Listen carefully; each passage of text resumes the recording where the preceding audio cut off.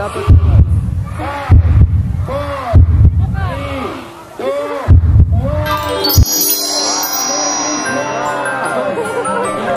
Hey guys, good evening. Welcome back to the RG Traveler. At ngayong gabi naman ay nandito tayo ngayon dito sa provincial capital of Aurora Province. Ito ay ginanap dito sa Baler, Aurora upang ipakita sa inyo ang nagagandahang mga pailaw na inihanda nila para sa darating na Kapaskuhan. Sino nga ba ang hindi magiging excited sa pagbubukas ng mga pailaw na ito kundi ang mga kabataan ng Aurora? Maaga pa lamang ay nandito na sila upang antayin ang pagpapailaw na ito. Nagkaroon din sila dito ng mga palaro para sa mga kabataan at namigay din sila ng mga kunting regalo sa mga batang narito. Nang maaga pa lamang ay nakapila na sila dito sa labas ng Capitol upang tanggapin ang mga libreng pagkain at mga munting regalong inihanda para sa kanila.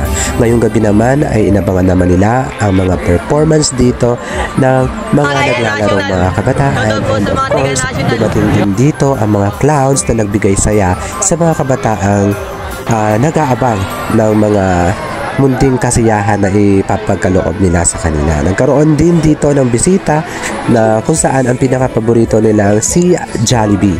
Jollibee ay nag-perform at sumayaw sa mga kabataan at nagbigay din ng mga pagkain para sa kanila. Tuwang-tuwa sa mga kabataan nandito ngayon dahil saan nga ba ang pinagdiriwang natin na Kapaskuhan, di ba? Para din to sa mga kabataan na talagang bigyan natin ng time na ibuhos ang pagmamahal sa kanila dahil ito lamang ay minsan lamang nangyayari taon-taon, di ba? So yun, nakakatuwa at naging parte tayo dito ng programang ito dito sa Baler, Aurora. So ito ay sa provincial province of Aurora.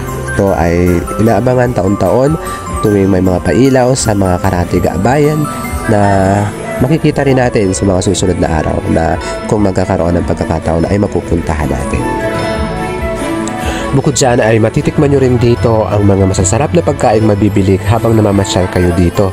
Mayroon dito mga puto bumbong at mga bibingka na gawa mismo ng mga locals dito sa Baler. Talagang inabangan talaga namin to, talagang makikita mo kung paano nila niluluto. And maraming mabibili dito ang mga pagkain. Talagang makikita mo pinipilahan talaga nila para matikman nila yung masarap na mga pagkain mabibili dito.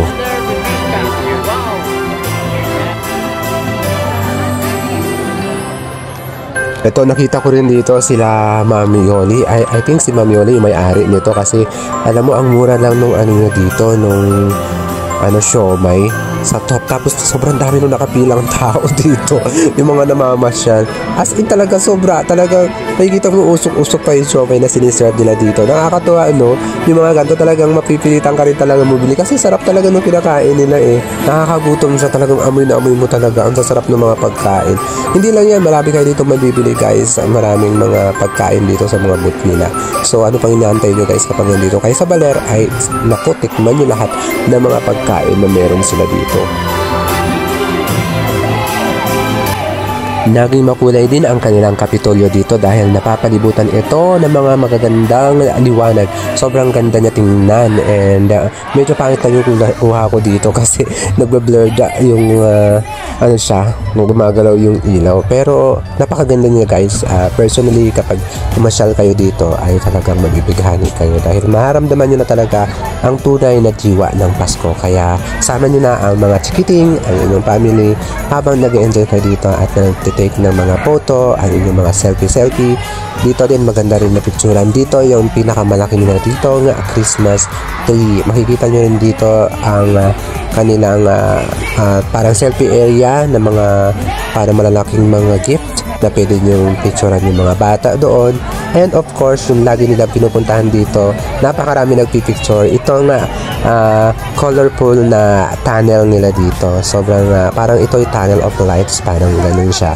So napakaganda mag-selfie dito and mag-take ng photo kasama inyong family sa gitna nito. Napakaganda, gustong gusto ko to kasi ang ganda niya tingnan. Kaya ano pang hinihintay nyo guys? Pumasyal na rin kayo dito sa mismong Kapitolyo ng Baler para ma-experience nyo rin ang tunay na diwa ng Pasko. Actually, ang tunay na diwa ng Pasko ay nagmumula sa ating pamilya, kaya sa loob ng ating tahanan. Plus na lang iyon na kapag pinasyal mo sila at kayo ay umattend ng simbang gabi.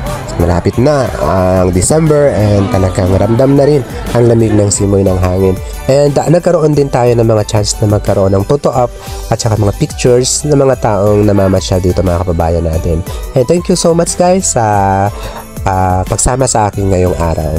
Huwag niyo kalimutan na i-follow and subscribe ang aking Facebook account, The Archie Traveler, para lagi kayong updated kung ano man yung mga i-post ko sa susunod na mga vlogs ko dito. Yun lang guys, and thank you so much, and follow for more. Bye bye.